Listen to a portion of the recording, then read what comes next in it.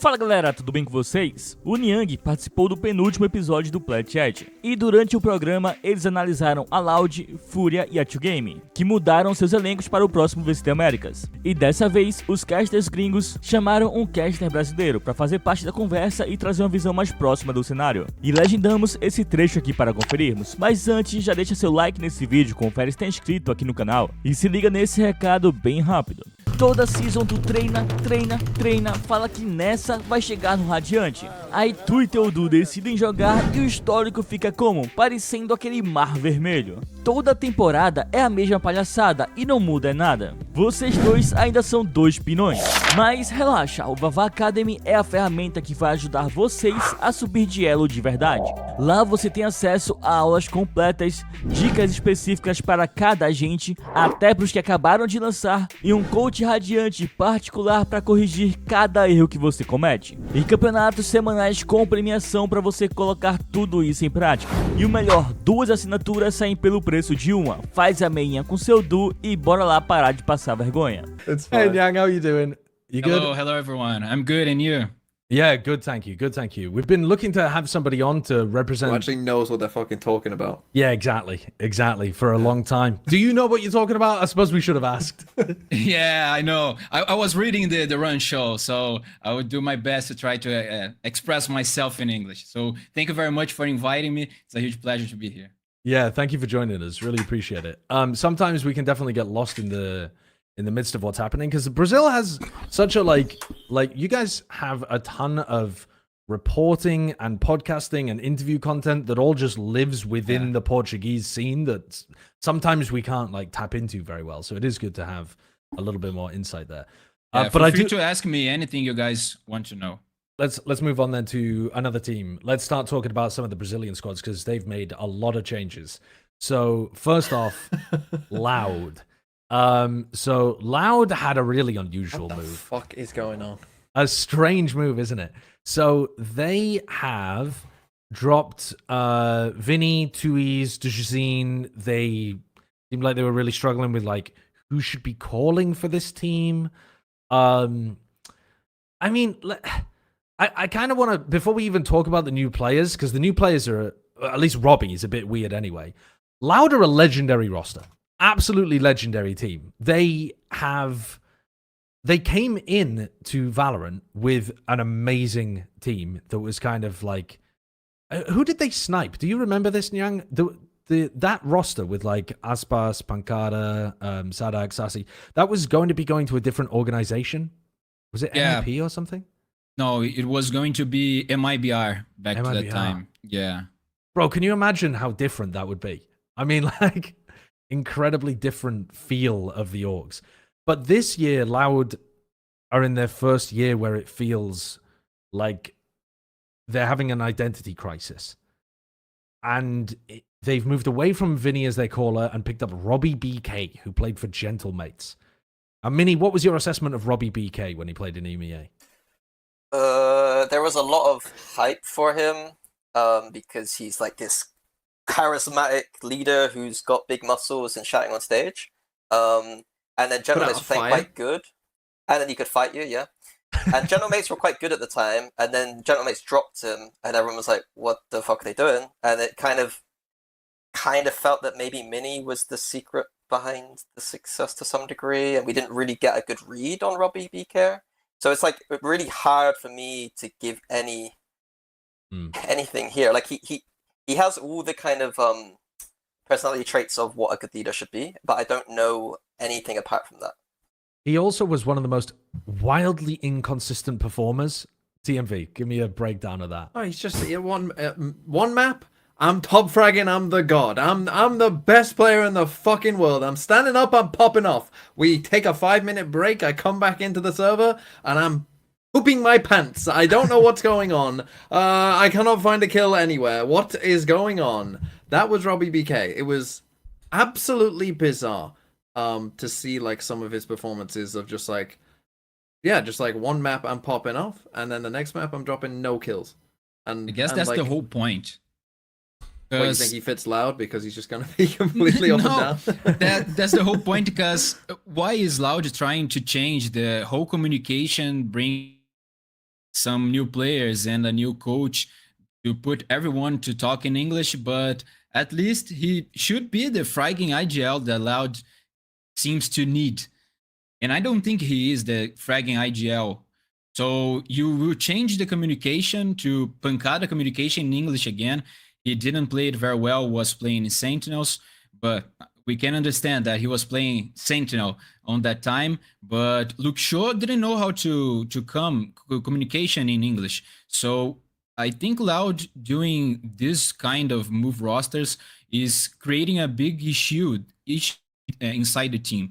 So they will need to change everything. They will need to change the culture about the team. And probably the change for Rob BK is more for that than inside of the game. Honestly, just let Luke Shaw do whatever the fuck he wants. If he doesn't speak, I think it's fine. Just let Yeah. just you take that side of the map and just fucking kill 3 people, and we'll focus on this side. But at the same time, we heard some interviews about Les in EMEA talking how hard it is for him to play far from the other teammates and trying to focus on understanding what they are calling, understand what info they are trying to pass, so he can understand if he needs to play on that time or no. So even if Luke Shaw is a great player and a huge aimer, I don't think that's going to be a easily work for, at least for this season. And I think Loud wants to be at Champions, but I don't know if this kind of move rosters going to do that. It would be astonishingly disappointing if we got Luke Shaw dominating the matches that he's played so far. And then he's only played 3, has he? Yeah, he's played 3 games, but his average rating was, I don't even know, actually. I can't even find it. Let me have a look. Stage 1, stats, sort by rating, 1.23. He dropped 0.96 KPR, 270 ACS average. Like, truly unbelievable. It would be sad if he ended up looking mediocre on this team because of the communication barrier. Because we already know that, at least in a small sample size, he can be incredible. And I think it would leave a bad taste in your mouth if you just saw a limp version of him in Stage 2 because he'd been nerfed by the comms. But I do think that the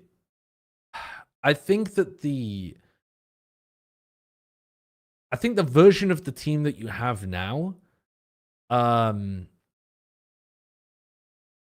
they had to make a change, I think, because that previous version was not working. And it felt like, I don't know, this is maybe where I need more perspective on the Brazilian scene at large, but it feels like the Brazilian scene is struggling in terms of leaders and callers.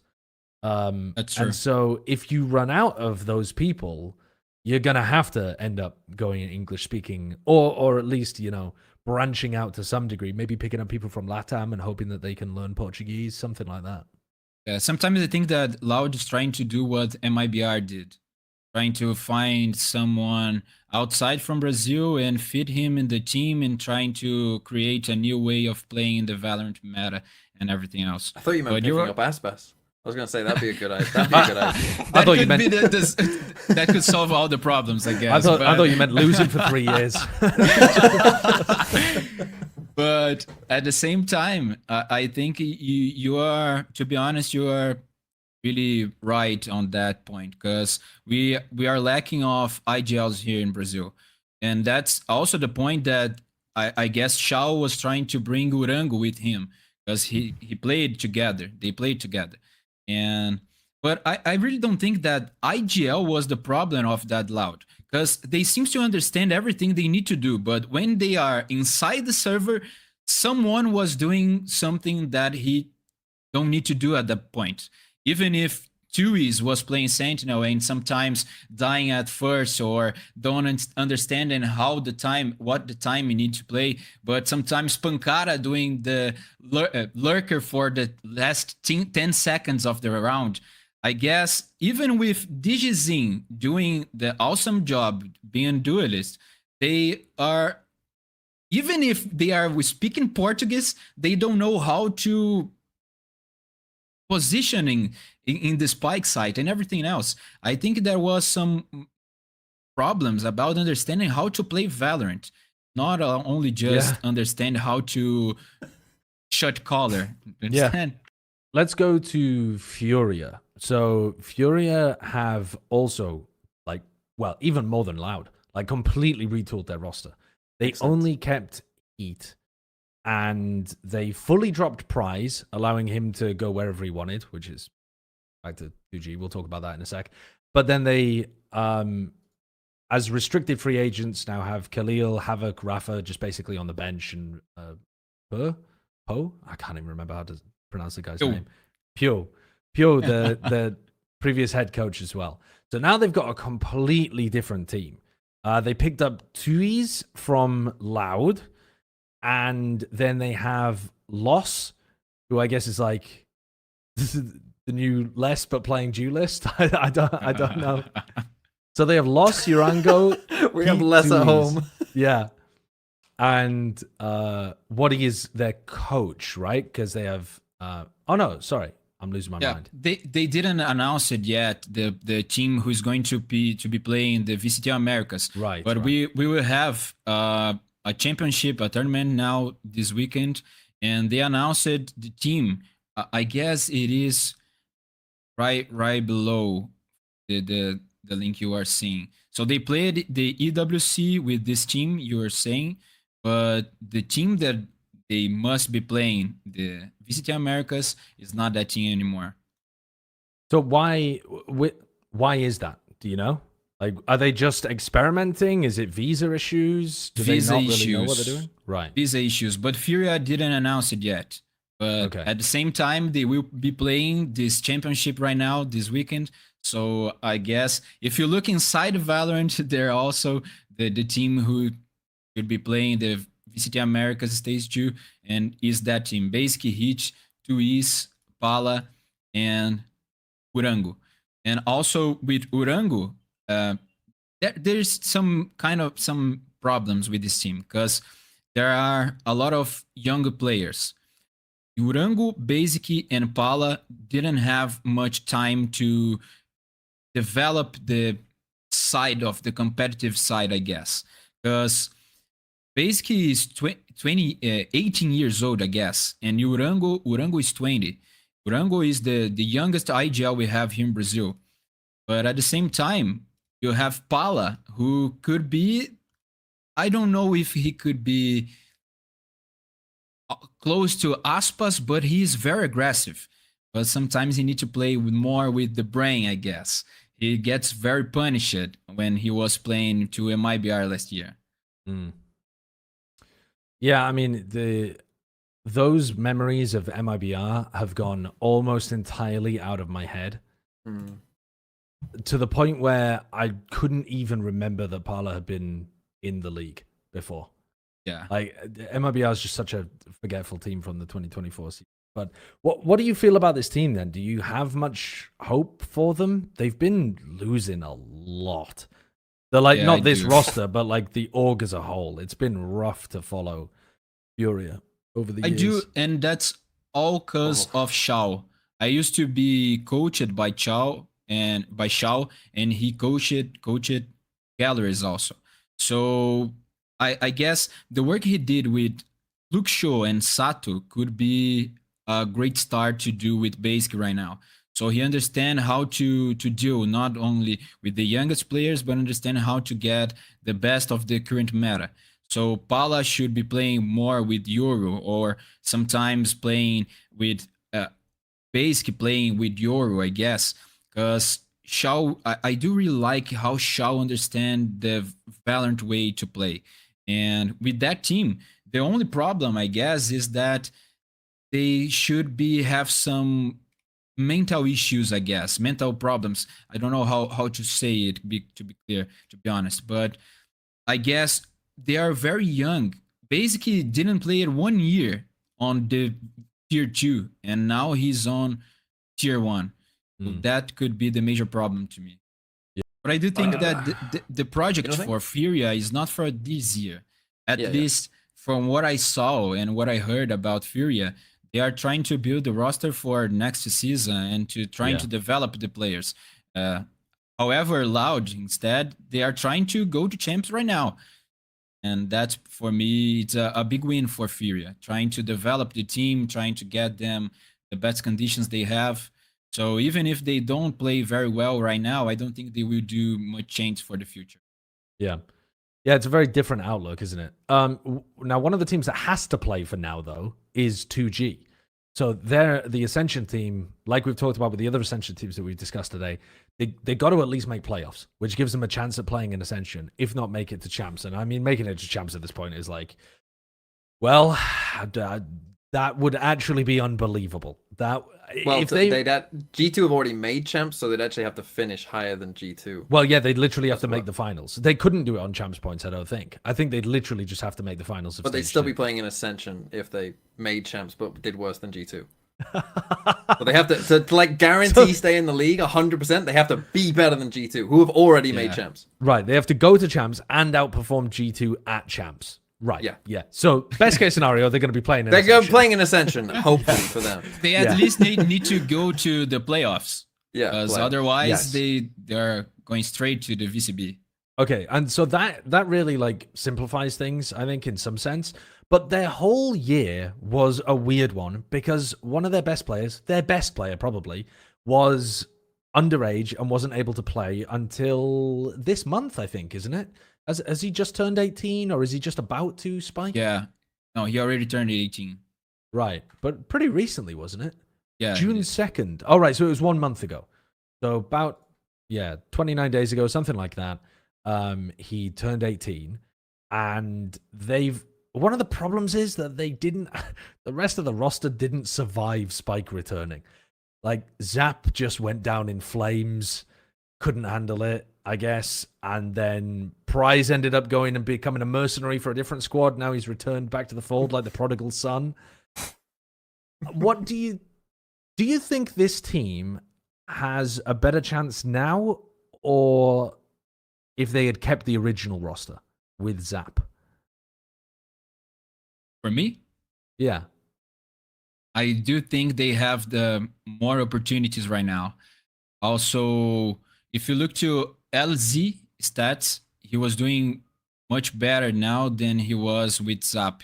So I really don't understand what was happening inside the team, but they feel to be more happy right now. Even if they were losing all the games, winning only against Loud, they seems to be happier than before.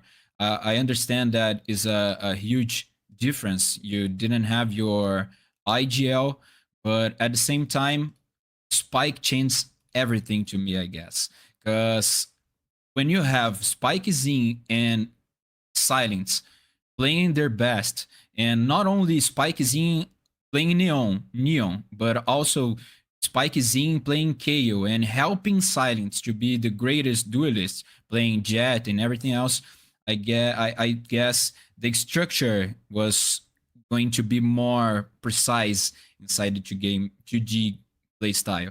But I also don't understand why they bring back Prize, because I really like Prize and I understand they probably want to have the same team they played Ascension last year, but I do think Askia was a better individual player than Prize. Is it maybe because, I mean, Askia was kind of filling the role of that like duelist flex kind of thing that Spike is probably going to be filling, right? So maybe they just needed a bit more of a supportive element back on the team, because if you've lost, I mean, if you lose Zap and Prize and then you add Askia and Spike and you have Silence as well, like you've got a lot of aggro players there.